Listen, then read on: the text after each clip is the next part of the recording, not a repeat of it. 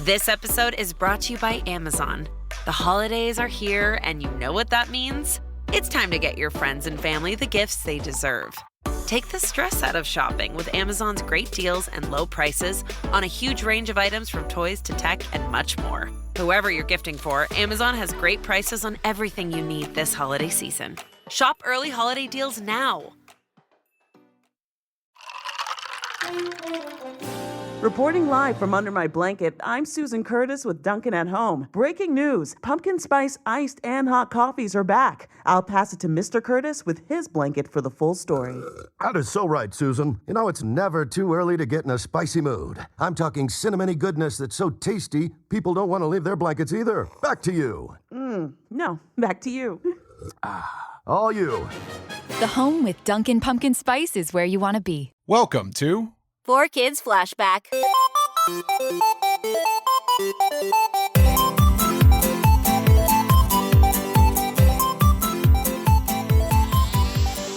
Hello. Welcome to 4Kids Flashback. My name is Tara Sands. I am your host, joined by the other host. His name is Steve Yurko. There he is. There I am. There's the guy. There he is. Yep. Tag team back again.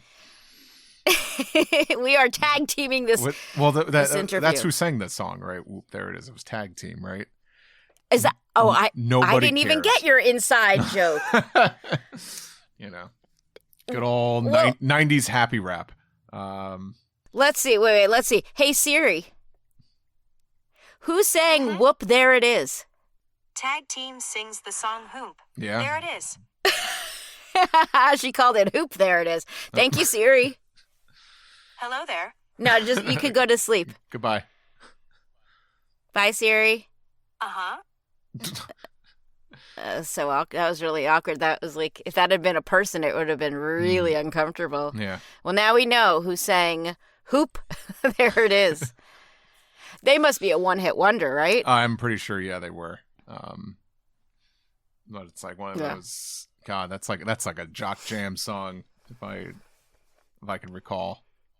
What makes something? This is such a not appropriate topic for this podcast. What makes something a jock jam song? Though? I have no idea. Like it played at sports events? Yeah, like anything that's often played at arenas and stuff. But who knows? The game has changed now and tastes have changed. But like half of jock jams was just like 90s R&B and hip hop. So. All right. You know, well, Technotronic, you know, No, I don't know. I feel like I was probably not listening to Jock Jam, but I know Whoop, there it is. I don't know what I was listening to. Show tunes is what I was listening to, probably. I could see that. There's a mosquito on my booth again. I hate when this happens. It happened the other day during one of our interviews, and I was trying not to let it show how distracted I was by it. It's a little mosquito because I think it's like a little gnat. Yeah. The little ones are the ones that actually bite. It's the like the gigantic ones that you see. Those ones don't. You know? Oh, get out of my life, bug! I wonder if that worked. I have moths. That's my problem. Oh yeah. Like, I think right now is the season. Yeah, for that. Every morning I'll open my blinds and one's like hanging out on a shade, and luckily they're not as like agile as like houseflies, so they're like pretty easy to kill. Yeah, you can kill them easily, and I don't feel bad when I kill them. I feel bad. No. I won't kill spiders, but. Yeah, I forget this. I'm getting deja vu here because like spiders, I'll try to save because I'm like, nah, you're helping. But just don't help near me, please. Okay, where do you stand on this? Because I won't kill the spider, but they build their webs, which are gorgeous, in my plants, like outside in my plants, like where I'm growing like tomatoes and peppers and stuff. Now, am I allowed to kind of like ruin their web if it's in my way, and then make them build a new one? I feel bad. They've clearly put a lot of work into it. Well, you are the landlord of your gardens. You know what? You are 100% correct. They are not paying rent. No. So okay. They could always rebuild. That's the thing. Yes. I mean, they have plenty of place to rebuild that is not inside the pot on the plant. Exactly. Thank you. But yeah, I'm almost wondering if I should get like a little like bug zap or something, you know, like the ones that... I just bought a new one. I'll tell you if it's any good. Yeah. Because I set up traps sometimes, but after a while I think they just like, they aren't impressed. So they get smart, or they see their friends stuck to it or inside it dead, and they're like, oh, yeah, this place ain't it. Don't come in here. Don't you wonder if they warn each other? You gotta wonder. Those things are like tiny. It's like these moths I'm talking about. They're like, I don't think they're smart enough to warn each other. They're do about you? the size of like my pinky nail, you know. Okay, if anyone in terms of length. Oh yeah, even less. Yeah. But okay, so what would be a bug specialist? Is an entomologist do bugs? No. I don't know. If you're a bug specialist, let us know. I don't know if we have any of those listening. What we do have is a great guest today. What a segue. Yeah. That was terrible. Kristen Thorne is going to be joining us soon. She was someone I emailed with a lot because she was doing a lot of the scheduling back in the day. She was also jumping in the booth as a voice director.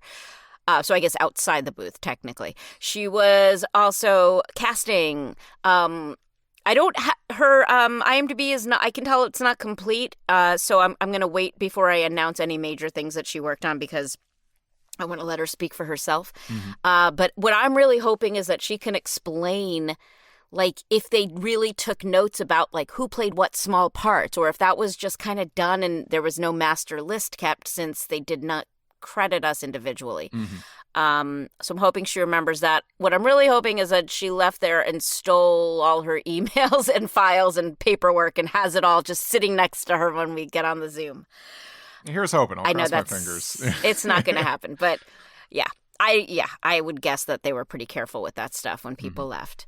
But she's super nice, and I'm happy to reconnect with her. So, but you know what, guys? We want to hear from you. If you want to share something from your time watching these shows, or something about the podcast, or you have a question, comment, concern, go to speakpipe.com/4kidsflashback and leave us a message. And Darren Dunstan and I do a flashback talkback. I don't know why I named it that, but I guess it makes sense. I think it works. That's a good title. It works, right? Mm-hmm. Okay. And we might play your message on the air and answer it, respond to it. What else? What else, Steve? What else? I mean, we could go back to talking about bugs. Yeah, let's talk more about bugs or dentistry. I know that's always a hot topic here. How are your teeth doing today? Mine, they're feeling good. Great. I don't brush enough, I think. I only brush at night, but you know what? I haven't had any issues, so. You know where you can't find out about brushing? At 4kidsflashback.com or patreon.com/4kidsflashback. What an amazing segue. Yeah. Such a good, I am the queen of segues today. And when you go to 4kidsflashback.com with the number 4, there's also a link at the top of the page to our eBay page where we're selling autographs by the cast and it's all going to charity. And we've raised a bunch of money so far. I'm really, really grateful to everyone who was nice enough to sign stuff when I annoy my friends. Mm-hmm. And there's a merch store where you can get the logo that Steve designed on hats and T-shirts and blah, blah, blah, blah, blahs. If you like us all that much, that's like... If you like us that much. The highest compliment, probably. Other than listening to us and telling us you liked the show. Or telling us what you thought of the show. Yeah. But we'll still take those. But you know what else we'll take, and it's so free for you to do? You could just, like, if you're listening on Apple Podcasts, you could just smash that subscribe button. Mm-hmm. Smash that 5 stars. Smash that multiple keys on the keyboard that make up words, and you could write a little nice thing. You think they're doing this on their computer? I don't think. I think it's on their phone. Really? I don't know. I think they're going to smash their phone to smithereens. Maybe I'm just like, what I'm used to is I'm just in front of a computer, like, practically every hour I'm awake, so. Yeah, let us know. I'm so curious, you guys, too. Like, let us know either, like, on Twitter or whatever, where you listen, how you listen. I know some of our Patreon supporters, literally, our episodes drop at 9 p.m., Pacific time, midnight Eastern time, the night before Wednesday, at midnight Wednesday. And there are people who are listen right away. I know because they comment. Like, they'll wait up for certain episodes. It's so nice. I feel like super supported when I see that. So thank you guys. We have great supporters. Yeah. No, just like any comments, it's nice to know, to see it, when we see that people are listening. It's assuring. It's nice. You're appreciated. Yes. As is Kristen Thorne, and here she is.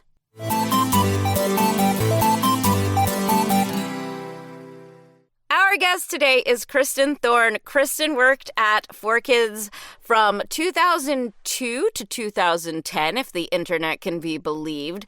She worked as a voiceover director, a production manager, in casting, coordination, an associate producer. I don't even know what all those jobs mean, so I am going to say hello to Kristen and let Kristen explain that herself. All right. Hi. Hi. Thanks so much for having me today. Did you change your business card every time you took on a new role there? I don't know that I ever actually had business cards. That's the most fun part of a job. Right? Maybe not. No, I don't think I ever actually had, maybe once. I don't know.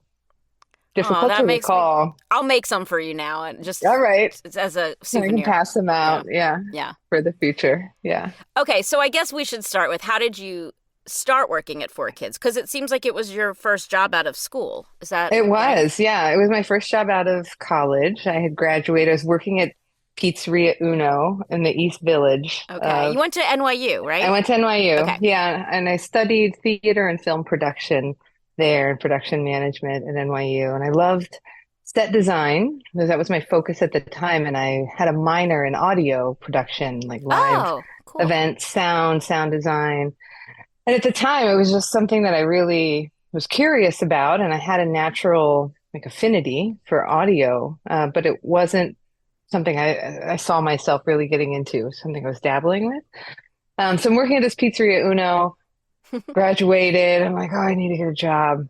And I was offered a management position at the Pizzeria Uno. Oh. And I was like, I did not move to New York City to work at Pizzeria Uno. Right.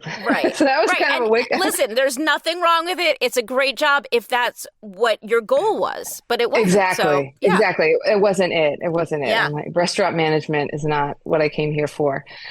So I started reaching into some contacts, some internships I had, and I was connected through an internship I had a producer with a producer at 4Kids at the time.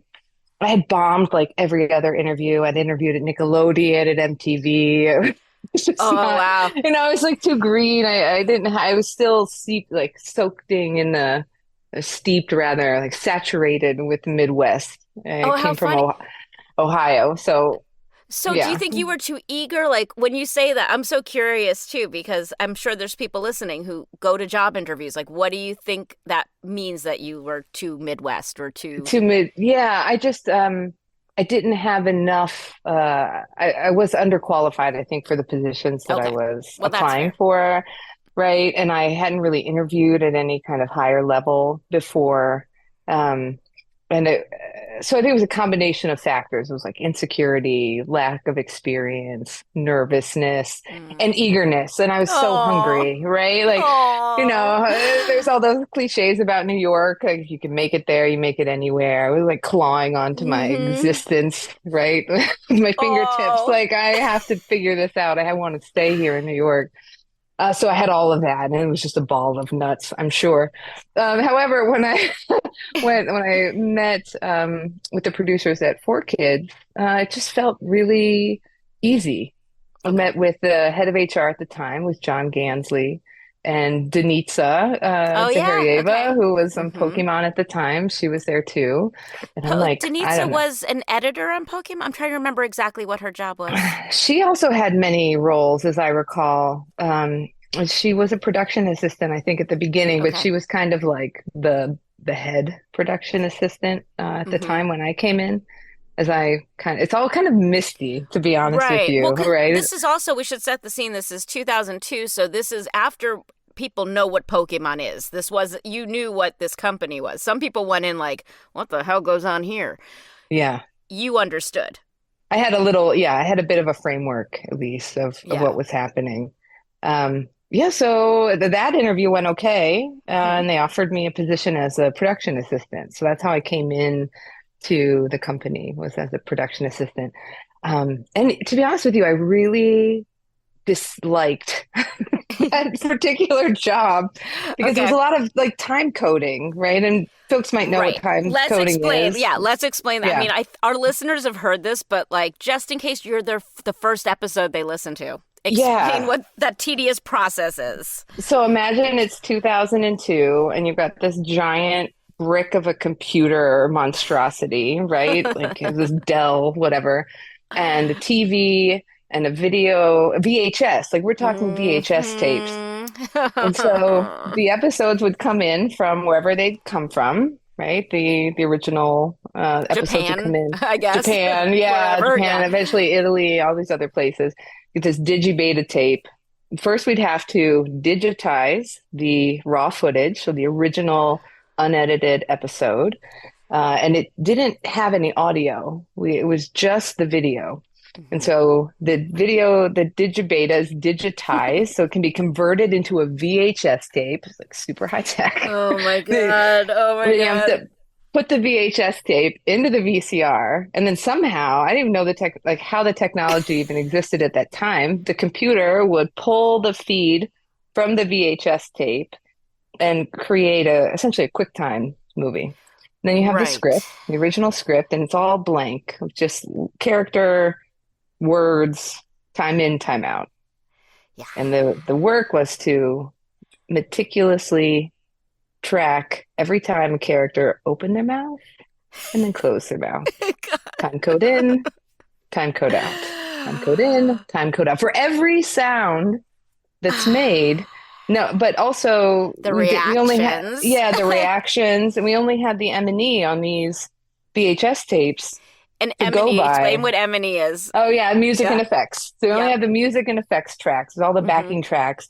So for example, in Pokémon, you'd have the music and the sound effects, that part of the mix, and Pikachu's voice was the only voice actor that was kept. Yeah. Voice actor, because it's considered essentially a sound effect in this. Isn't that funny? Yeah. Kind of realm of post-production. Very strange. But I hated it. I hated this work. I would do anything I could possibly think of to be useful. And like productive. Like, don't you need me to do this right now? Do this other thing? And I hated it so much. I was so miserable that they took pity on me. Somebody did. I don't know who, but I thank them to this day.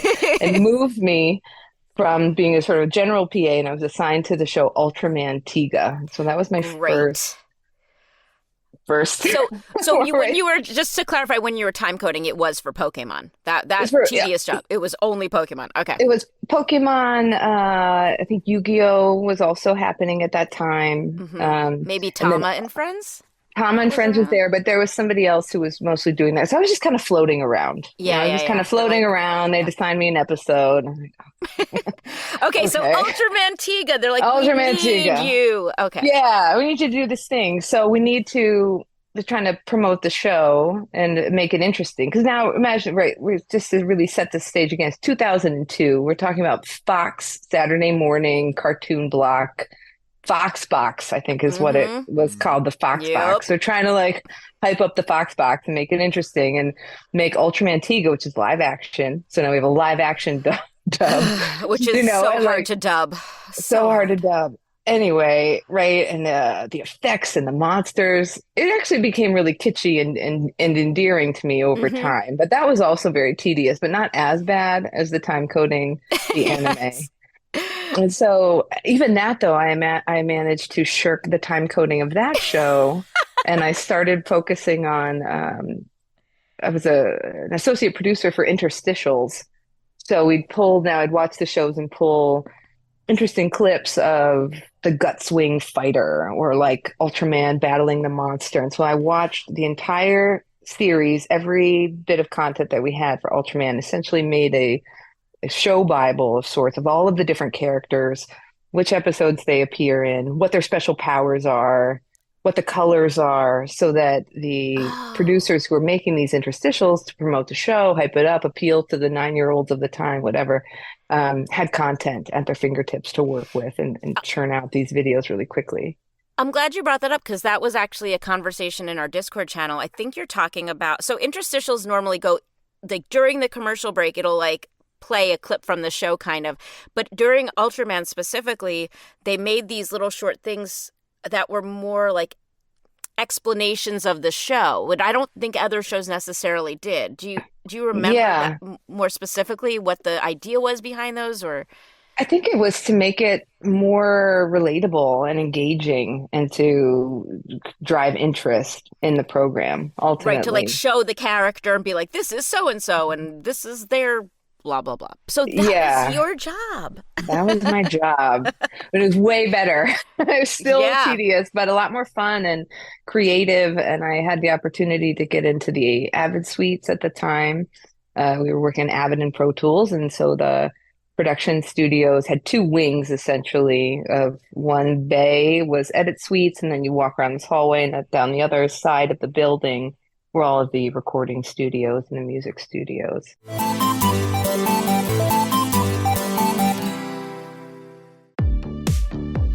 Hi, I'm Michelle Davis, host of Maverick Makers. Every week, I'm meeting entrepreneurs and intrapreneurs who are making it happen. These bold thinkers are taking big risks, are trailblazing the way in their industries and lives, and are changing how things are done or made. You will learn about their journeys, their lessons learned, and their biggest Maverick moves to date. Listen to Apple Podcasts, Spotify, Amazon Music, or at maverickmakerspodcast.com. So through working on these interstitials, I was able to become exposed to other aspects of production at 4Kids, which I think ultimately led to me hopping around to make friends with many of different folks. And I would just go sit in and observe. I'm still very young. And it was a cool place. You know, super cool. We had karaoke parties all the time. Those were my favorite. That's probably another part of the conversation. Well, we culture. talk about the parties. Yeah. The New York of it all and the culture of it all, because again, like, you know, I live in LA now. We get in our car so quickly after we're done places there. There you kind of hung out. You're like, oh, are you walking to the train? Oh, let's grab food. Like, it just happened more there, I think. Totally.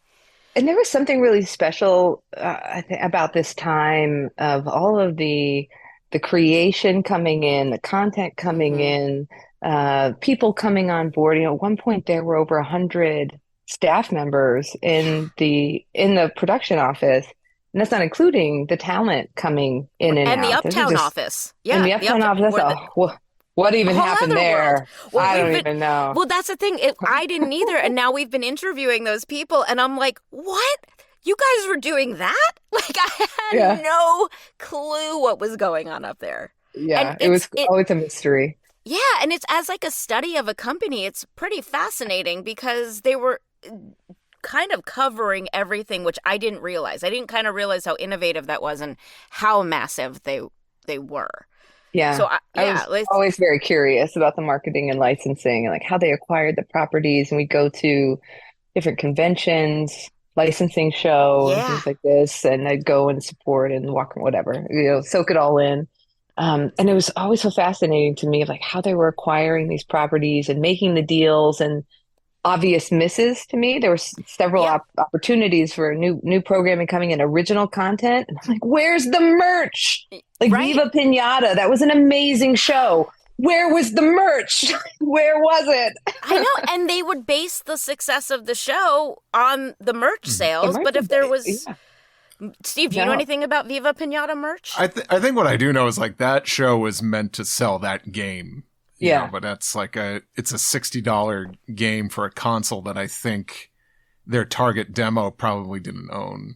Yeah, it was just such a miss. It was a miss. And I didn't know anything. I was like, I know about marketing because I did a few things, right? But I didn't really know what was going on. But, yeah, totally. Like, where are the socks? Where's the plushies? Like, where are the stickers? Where's that's the product that's needed because it's appealing to this younger, joyful. I loved all the colors in that show. And it was, And we were watching Pokemon tackle these from every angle, so you wanted that for every show, and maybe it wasn't budgetarily feasible. I mean, who knows the reasons? Yeah, who knows? But when you see Pokemon, you're like, everyone should do it like that. But they can't all be Pokemon. They can't all be Pokemon. Yeah, no, unfortunately. no. Okay, so you're doing time on Ultraman. Doing time on Ultraman, yeah. And I hung out in that show for a while, and then there were no more seasons, as it didn't, here's Ultraman. My question for you. Do you remember this? Because I didn't remember this. That we recorded, not really me, I only did a few, but like many episodes, and only a certain amount of them actually aired. Yeah, totally. So we found one lost episode. Mike Pecorello had it. Yeah. And the rest are just lost. Oh my God. You know what? I don't even want to say it out loud. What? Say it. I can erase it. Okay. I had a trove of Ultraman Tiga digibetas that I was moving around in my life. Oh no. For years. And it's been like, I don't know, more than 15 years, and I'm dragging these digibetas around. I'm like, well, what am I going to do? What am I going to do with these tapes? I'm going to kill you right now. I threw them away. Oh. Kristen, you're going to get hate mail. You are going to get hate mail. No, I'm just kidding. No, I mean, honestly, though, it's good for people to hear. I think it is good for people to hear that, because you probably assume someone else has this somewhere. You don't know what's lost media. You don't. All I know is I've got a giant tote of. My house is like a mild hoard at any given moment. I'm like a dragon. I love to collect shiny, beautiful things, and I've got this box of digibetas that I've seriously been lugging around Greater New York and Northern New Jersey for years. So they are in a landfill in New Jersey or New York, you guys. If you want them, that's where you got to go. Yes, we got to go. You'll probably find the rest of them too. They're all there together. So did you get rid of, I mean, we'll ask you now off the bat, did you get rid of other 4Kids stuff in this dumping? Those were the only things I kept, because I had a few reels on there too of things that I had cut together. And it was the same thing. I'm like, well, this is so old. This is not even relevant to me anymore professionally. Like, I'm not going to do anything with this.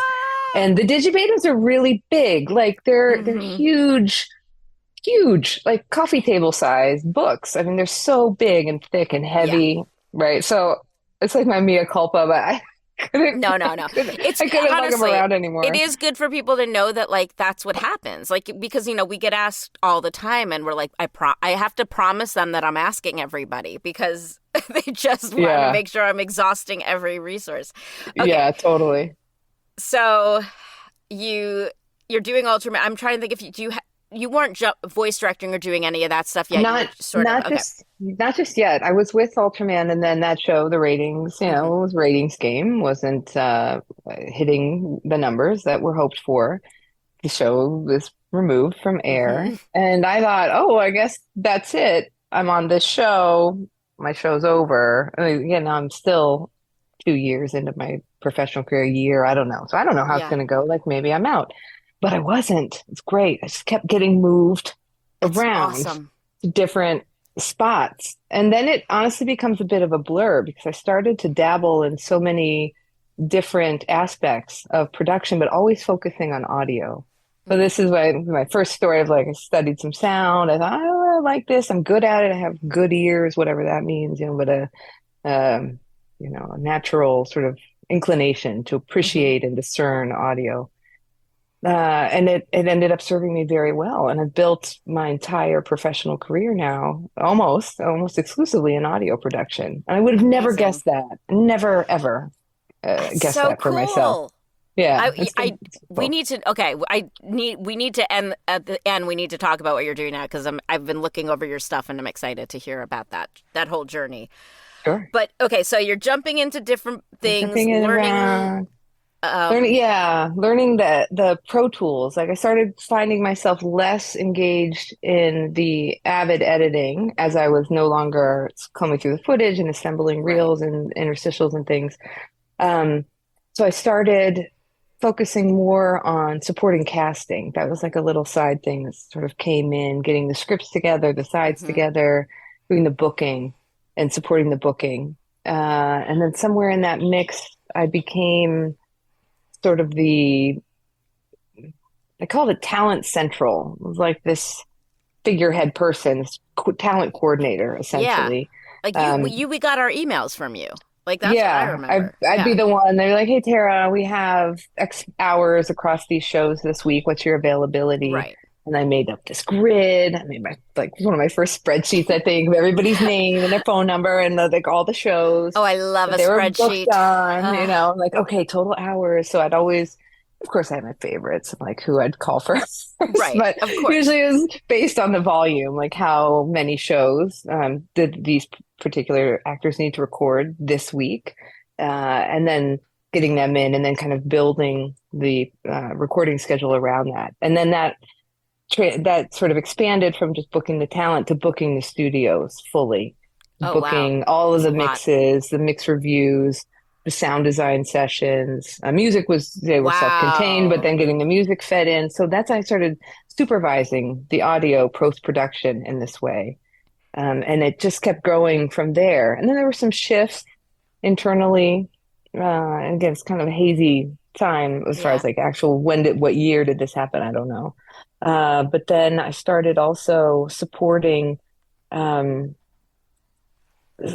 I got into standards and practices and supporting the delivery of episodes to the networks, and then making sure that all of the requirements for each episode had been fulfilled. Like if Fox said, no, got to cut this, I'd have to make sure that stuff was actually cut before it made it to the network. Okay, wait. I want to go back to your casting, and then I want to get back to the standards and practices thing.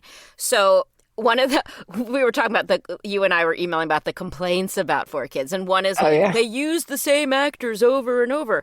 And what we've learned from the directors is we wanted to work with the people who were like fast and efficient. Yeah. So you must have known like how many lines each of us could do in an hour, and like who was fast and who was slow, and like whose schedule was a pain in the ass, right? Right. Like, you probably knew had secrets. Yeah. I had some intel, I'm sure, at the time. Yeah. Who had the variety, who had the biggest range in their voice to be able to produce as many different types of voices as possible. And subsequently, I stayed in the voiceover realm in New York after I left 4Kids. There's a beautiful talent pool, but it's not that amazing. Let's be real. Like I worked in other studios after that and other video game projects, other animations, then eventually started moving into other types of voiceover. But the talent pool is small, ultimately. Like there's a lot of great people, but this work was so specific. I think that's what you mean. Like it's such specific work, and people who want to do animation specifically, like move to Los Angeles, like a bunch of us have done, right? And the really versatile actors are doing audiobooks in New York, like the Mark Thompson and Jonathan Todd Ross. I mean, there's a ton of them. Oliver Wyman, Oh, the best. Yeah, so good. So, okay. So good. So how, like, when you were casting, how often were there auditions, and how often was it you being like, okay, so-and-so can do this, so, how were those decisions made? Yeah. Well, there usually would be a large casting at the beginning of the series. So the series would incept, there'd be a large casting for the main characters, and those were generally fixed. Like it would occasionally be some swaps, recasting. They were notorious for that. Yeah, a few episodes in, so I might put the right flavor. Or sometimes it'd be a blatant swap. Like, their kids won't know. No, nobody will know. Oh, they knew. Steve knew. Steve knew.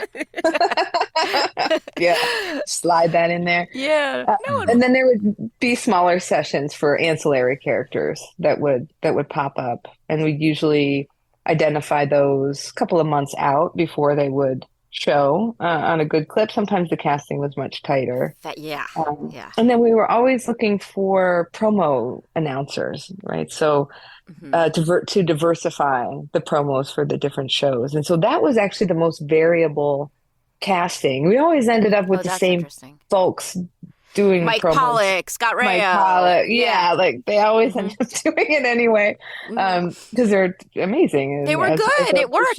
Yeah, it worked. Totally.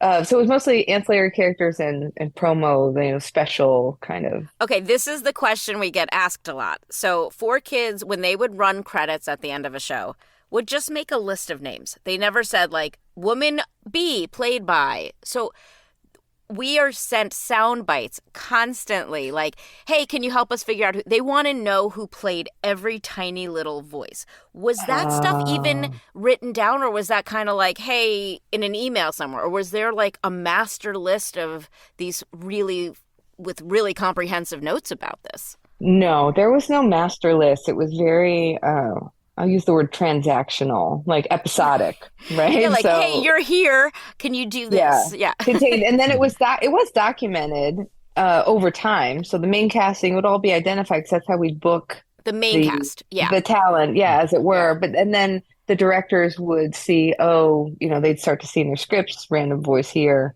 Yeah. And then assign that. And then if there was a new character that came on, then we'd have a special casting. Okay, everyone listening, you see, we don't have a list for you. We're so sorry, but that's just how this worked.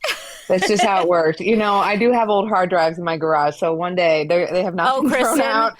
Kristen, if I ever make it to some kind of computer place where they extract data and I find things, I will send them to you. Okay, and we are offering to help you in that process if it ever comes to that. This podcast will be responsible for helping. It might we have the audience for it. Yes. Excellent. What are those little square? I don't even know what they're called. I have those too. I don't know what they're called. Those little square things. They're like the disc, hard discs. Hard discs? There was floppy disk, hard disk. The little square, like a cartridge you put in the computer. Steve, I feel like you know I know, yeah. Yeah, that's what I'm talking about. And you would put it in like an external disk drive thing. Oh my God. Yeah. So if there's any Kristen, spreadsheets have survived there on those hard disks. Okay. All right. Kristen maybe has something, but let's assume she doesn't, and then we'll be pleasantly surprised. Like a year from now. I discovered the gold mine. Oh my God, you don't even know. You don't even know what you might be sitting on. So it literally the other day someone sent me a one-line character and was like, is this you? And I'm like, yeah. They're like, okay, I'm going to add it online. I was like, no one, I assume no one cares, but they do. They do care. It's so sweet that they care. If I could attest to anything, it's almost like kind of like a Where's Waldo thing sometimes. Mm-hmm. It's like, it's not just Waldo. It's like also like find the wizard and find all this stuff. I think people just like being able to identify. They like solving mysteries. There. Think about it. We listen to think about the true crime podcasts I listen to. This is like their version of true crime. And I understand that. It's their crossword puzzle. Yeah. It's amazing. And you were part of it. Who knew? Who knew?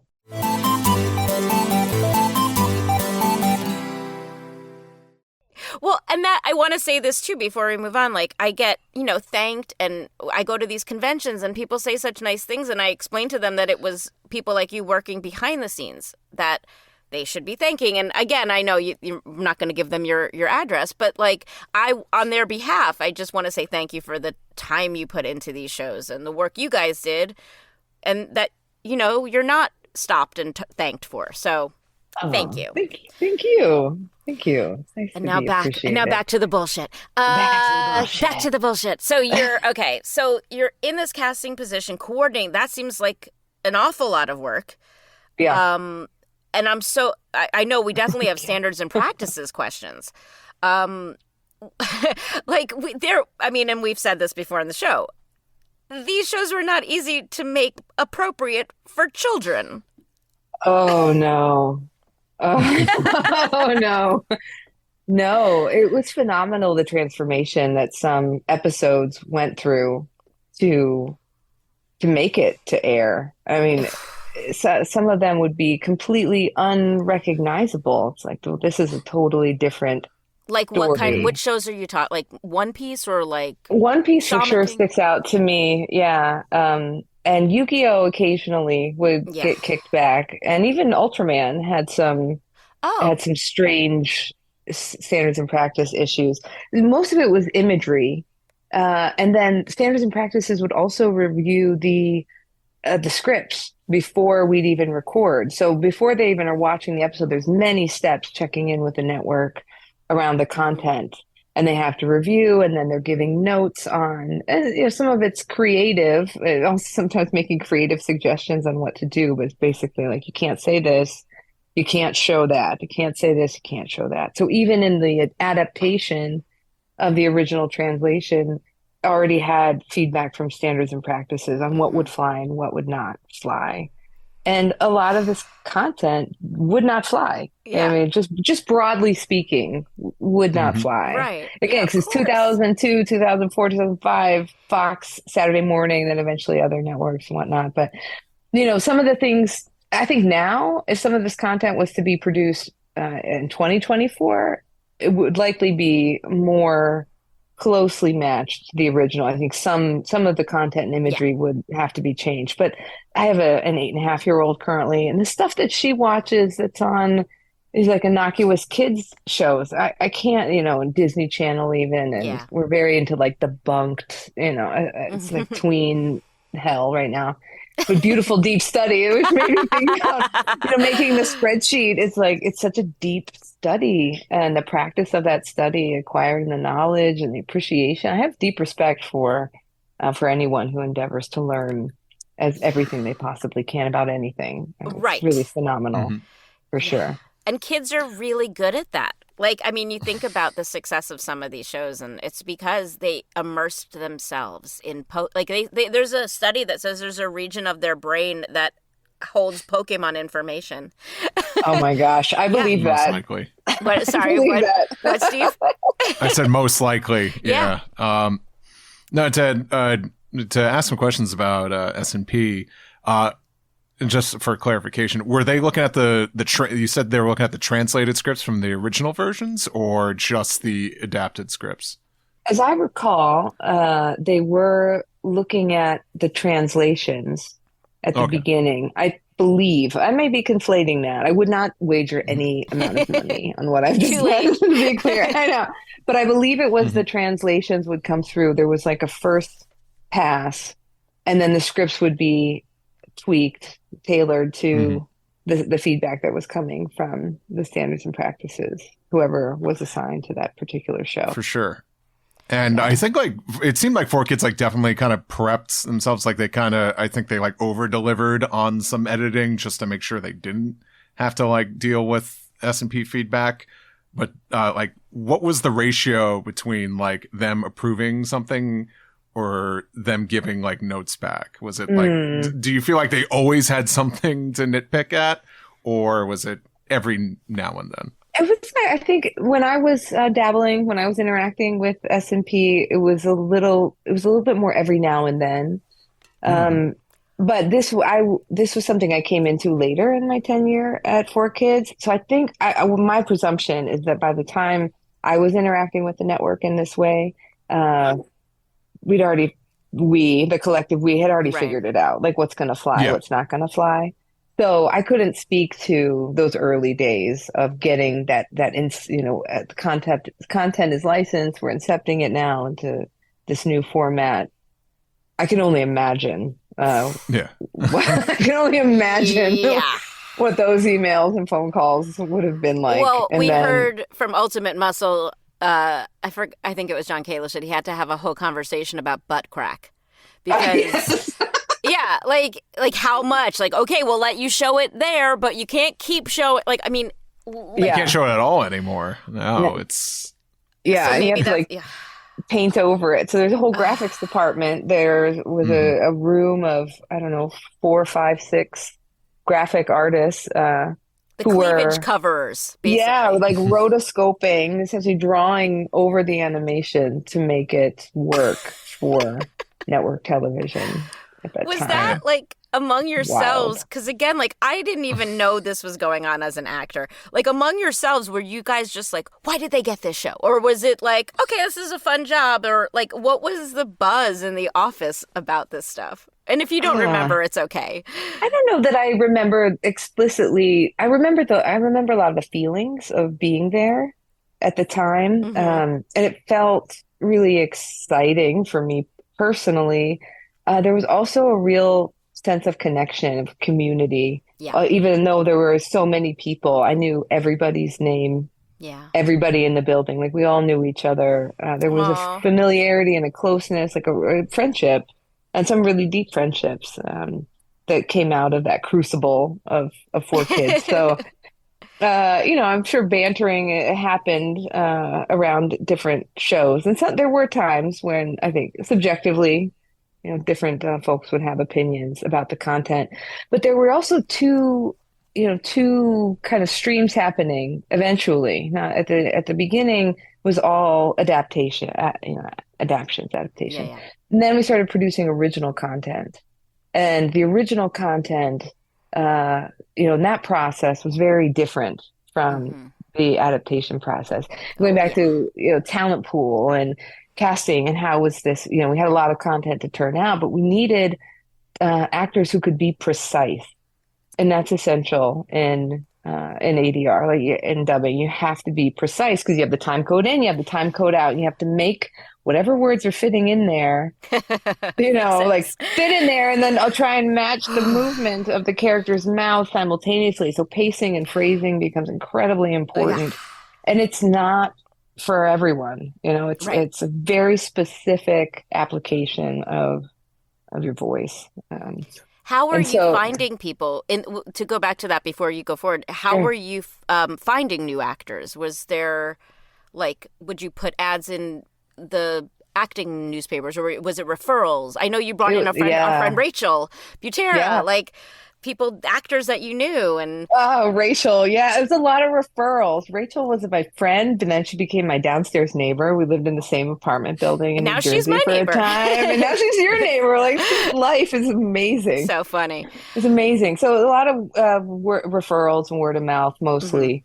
Occasionally, we might contact an agency if there was a really tough casting. For any time we worked with kids, which was very rarely. The kids was more of shooting filming promos. We'd have host blocks and that kind of thing of that. So that was predominantly the agency work. Okay, and I took you off track. So you were going into when the original programming started and the difference in casting that. Well, I mean, you still need the skill because there are going to be pickups, right? But there's, I think, a bit more freedom in the delivery when you're recording something that's going to be animated around the sound that you're making, so right? nice. Versus fitting your sound to this thing that's already manifested. And so it's a different energy, I think, ultimately. And you see that in every aspect of the production because it's a team of people aligning around the story and then making it real versus we have perceived this story and now we need to make it work. Well, you guys must have felt ownership over Turtles and shows like that where you're we're making this happen. This wouldn't exist if we didn't do it. Totally. Yeah, that's huge. There was a very sweet, juicy energy around that content for sure. Yeah. I think everybody who worked on that project likely felt something. I'm just presuming. I mean, there was buzz in the office. I remember being "Ooh, I hope I get to work on that." It was the show everyone wanted to work on. Yeah, and for good reason. For all of these good. reasons. Yeah. It was super good. So so the S&P job, that was sort of a couple years in. That was and a couple you're still years kind of in. bouncing around the office. Well, yeah, because now time has passed, properties have left. There was a bit of a cataclysm. There was a fissure in the company, right? And people started being released from employment, and work shifted. And it became so Pokemon all was hands gone. on deck. Yeah. Once Pokemon left, it was a different vibe, I would assume. It was a totally different landscape for sure. And I don't know these details, but I can just from my own experience, living through it, the economic stability of the company, of the corporation shifted, of course, dramatically. I don't think I ever really recouped those losses. Right. Yeah. Ultimately. And here we are. Well, yeah, I mean, and we've gone into this a little bit, but there was the whole Lehman Brothers. I mean, you guys, if there's business professionals out there who want to explain this better than we can, but it seemed kind of a pile on. Like there just was a certain point when it couldn't be helped. It became unsustainable. Yeah. It was, I mean, it's just economics of like, Yeah. That's it. Profit loss. So what were you Ultimately. working on in the later years? What, towards the end of your time there, what was your job? Because I think was someone else doing casting at that point? I don't even know. Yeah, I don't even honestly know either. what my job was at that time. It was a little bit of everything. I started working with the legal department and reviewing and processing contracts. I was doing budgeting for video games primarily, and then I was also starting to get into proposals, like sending out proposals to toy companies. Oh, wow. Well, you really did a little bit of everything. I started doing a little bit of everything. Yeah, I remember this memory. I pulled these clips. It was like some kind of talking doll. I don't know if it was a Winx doll. It was a doll, a female doll, right? And they wanted different clips. And so I went through the episodes and decided which clips to present to them, and then sold them, like licensed them the clips for this doll. I had zero experience doing this. I mean, but so cool. It's so cool. I just did it. I'm like, yeah, okay, I'm authorized. I'm going to do this. So I remember sending this proposal to this, I don't know, it was Mattel or somebody. And he said, yeah, okay, send it back. And I remember showing it to Norman Grossfeld, the president at the time. And I was like, yeah, I did it. It was like, they paid for that? What? That's insane. They paid for that. I don't know. And so, yeah, that was like the first and last time that I was asked to do something like that kind of, project. But it was pivotal, and I felt very satisfied with the outcome. Sure.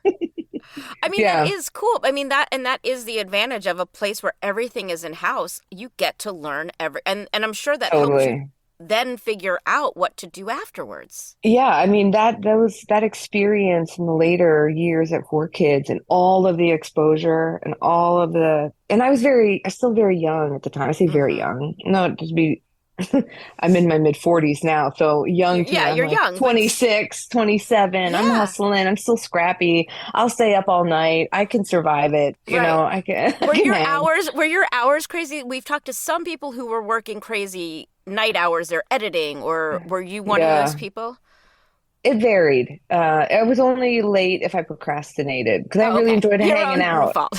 Yeah. Like I enjoyed hanging out at work. I'd go visit with people in their offices. It's very social for me. So, Totally. I get there were some times when, I had to stay late and focus. But no, it was mostly like a 10 to 6 kind of deal.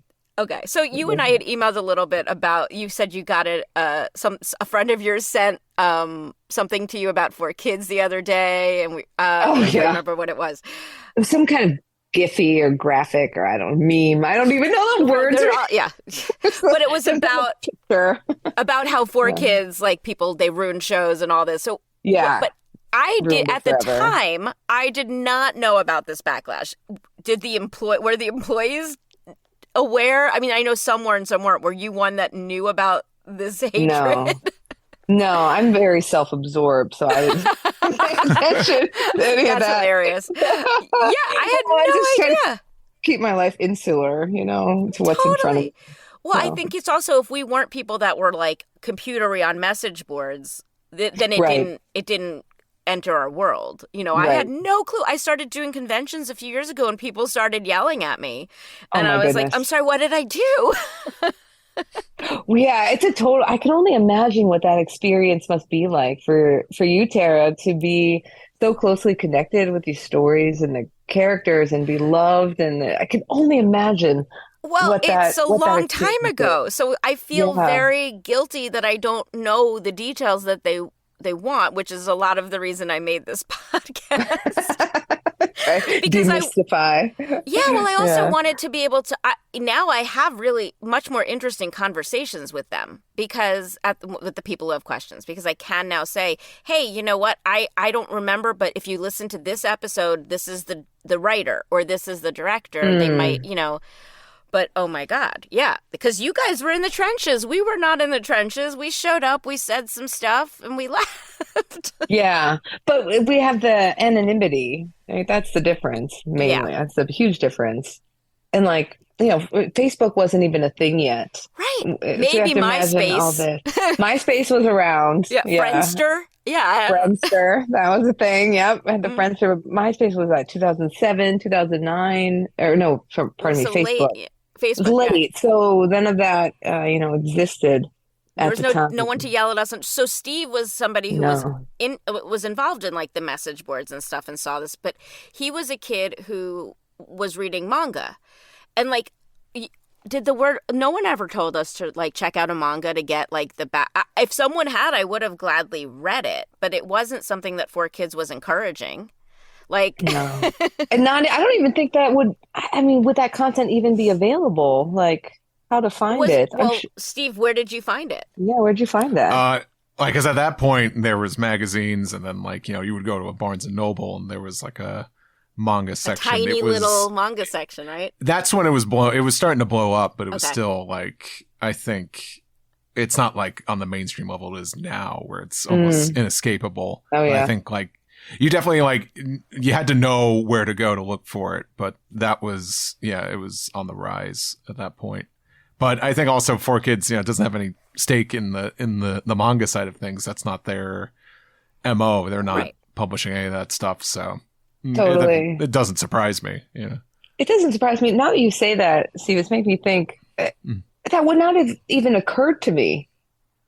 Honestly, like I say, with all humility, that would not have even occurred to me at the time. Like, oh, maybe we should check. I wish it had the original material. I think about it all the time, but and we've talked to Norman, and their goal was to localize and Americanize these shows, so that. And that wasn't a dirty word to them. Whereas today, we don't say that anymore. We wouldn't impose that on, but the world has changed since that time. Exactly. So, and that's fine. Exactly. That's great, actually.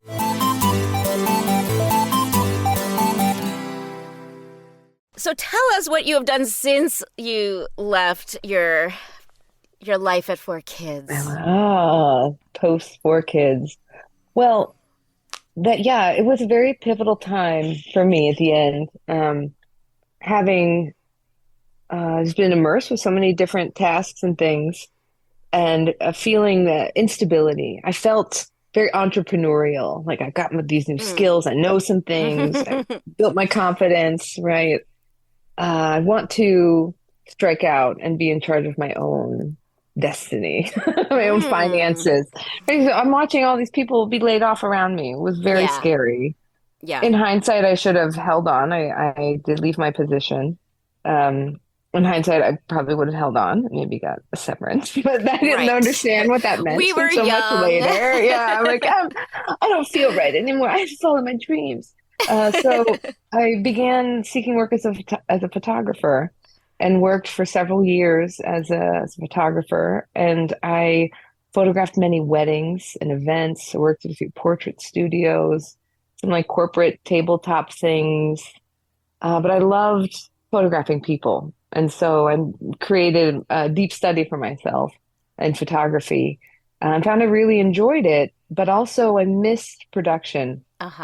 So I came back to audio production very quickly, like a brief hiatus from 4Kids and production, photography focused a couple of months, built a business, and then came back to audio production and started working in commercial post-production, commercial recording, audiobooks, e-learning projects, documentaries. I began studying the voice in a deeper way. So I had this great base and foundation from 4Kids, and then just went deeper into that study of audio and of sound, of the power of sound, the power of the human voice, and how cool. we tell stories. Wow. Yeah, I like really deep. It's almost like it's almost like at that point you would have approached your job. I mean, this is all hindsight for all of us, but like if I could go back and do those roles now, or you could have 10 years later done those jobs at 4Kids. It's like, you're like, now I understand this, but we were lucky to have jobs in our 20s, but it is frustrating because your knowledge base was just so much greater at that point. Right. But one thing leads to the next, right? All the cliches of doors opening and closing but all of the skills they build on each other. And I've been very grateful to recognize that this is happening as I've journeyed through. I love storytelling. And so that's where I'm focusing my energy and focusing on, I haven't shot a wedding in a while, so I'm re-entering photography, but with a different approach and telling the stories of families, of people, of places, and spaces, buildings, exploring that aspect of storytelling, and also some creative writing and telling my own stories. Good, good. I'm excited. It's like a renaissance time for me. I love that. Well, and I keep saying this, and I feel like a broken record sometimes, but because again, I get asked all the time how to do this, the job I'm doing now. And I didn't set out to be doing this specifically. I wanted to be on stage or whatever. But if you're living a creative life, that's fulfilling. That's what I keep telling younger people, because we don't know what technology is going to do. There's so many what ifs in the world right now. But living a creative life, whatever that means to you, figure out how to do that. Don't focus on this one thing. I have to do this, and if I don't, everything sucks. Oh, yeah. Like you didn't know you'd be writing. It's so great and inspiring. Oh, thank you. It still feels very new and tender, so I really appreciate the support. It feels so nice to receive. Aww. So thank you. You have to be a creative hustler. This is what I know to be true. It's not just one thing. And also, if it is just the one thing, it gets quite stale. This is my own experience of, using the same skill set in new ways and different ways on a variety of different outcomes, like different expressions, different forms. That's what I really enjoy. So I'd have a photography session. I'd have an ADR session. I'd record an audiobook for myself. I would voice a few of those here and there. And so it was always moving around, creative pursuits. And then as a collective, we have an economy happening, which is good. Well, oh my gosh. Thank you so, so much. I might come to your house and raid your garage for those files. But aside from that, you're safe. Okay. Thank you so much, Kristen. Oh, thank you. It's been a pleasure. Super fun. Thank you so much.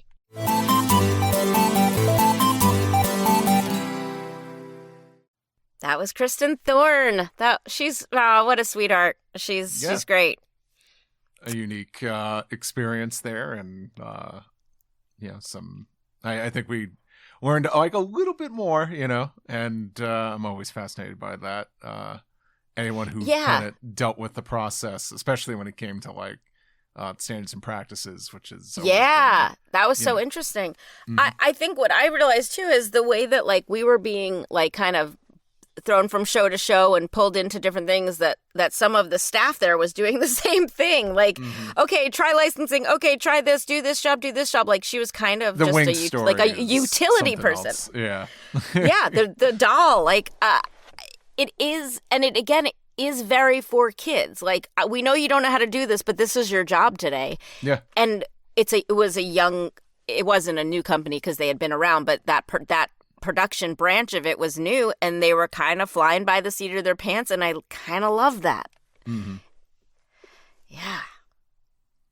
But we need her to find all this lost stuff that she might have. No, we were just talking about how she threw out the tapes. Mm-hmm. Which, it was fascinating to find out that she held on to them, but then eventually got rid of them. But I've been there. I've held on to some stuff working on other shows, paper scripts and stuff. Yeah. I'm thinking what if someone's gonna care about one of these random ass shows? I know. It's why I can't throw things out. Mm-hmm. I mean, yeah. From when I hosted that show, I have a lot of stuff. I mean, I kept most of the wardrobe because they were like, "Do you want these clothes from 100 episodes of shooting?" And I was like, "Yes, please." And They sent me a big box. And I saved the scripts. I saved...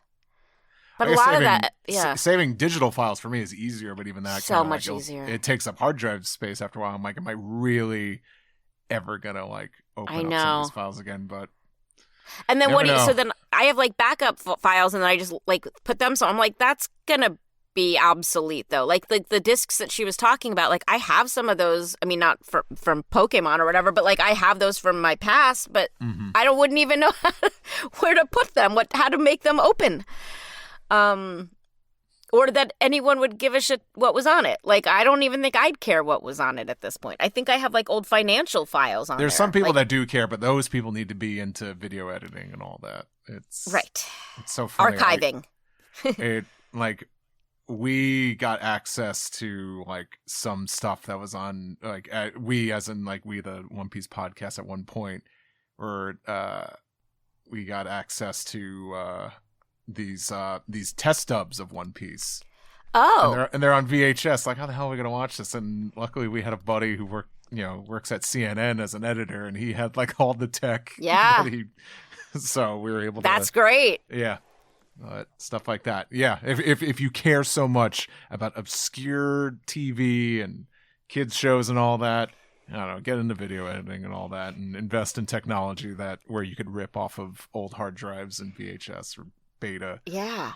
I have to say, too, there was someone I met at a convention. I think it was in Evanston, or was it EvilCon, who said they had all these VHS tapes, and I offered to convert them for them. And if you're listening, please, 4kidsflashback@gmail.com. I want to help you do that. We've done it before. We've done it before. I mean, maybe they weren't able to find them, or they were lost enough, flooded, and not usable. But if you are listening, I wish I had gotten your information, because I like literally wait for that email every day when someone's like, I found it all.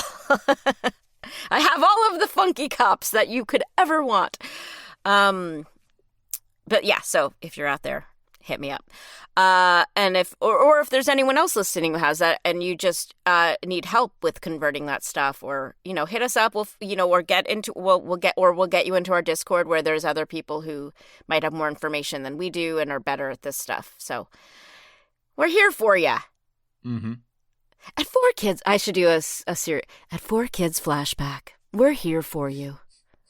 If you need to convert your VHS Funky Cops VHS tape.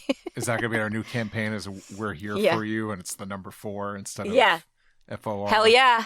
There we go. You know where I was going with that. We'll all become licensed therapists, maybe. Well, thank you so much to Kristen Thorne. And thank you guys for listening.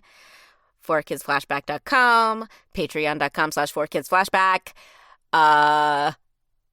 speakpipe.com/4kidsflashback, youtube.com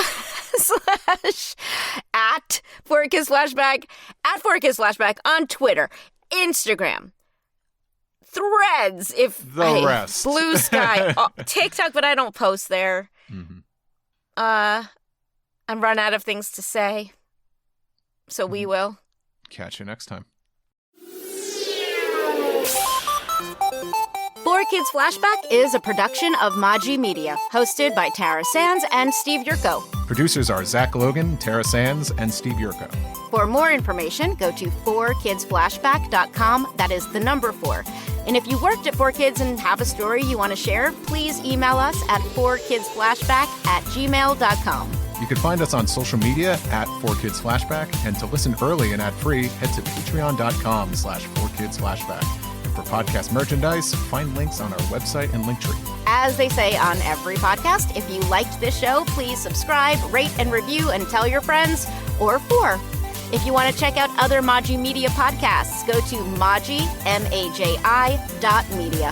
Thanks for listening.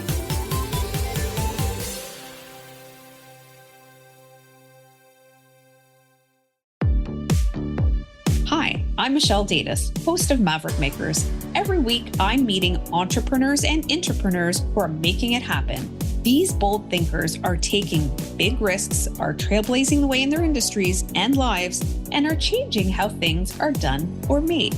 You will learn about their journeys, their lessons learned, and their biggest Maverick moves to date. Listen to Apple Podcasts, Spotify, Amazon Music, or at maverickmakerspodcast.com.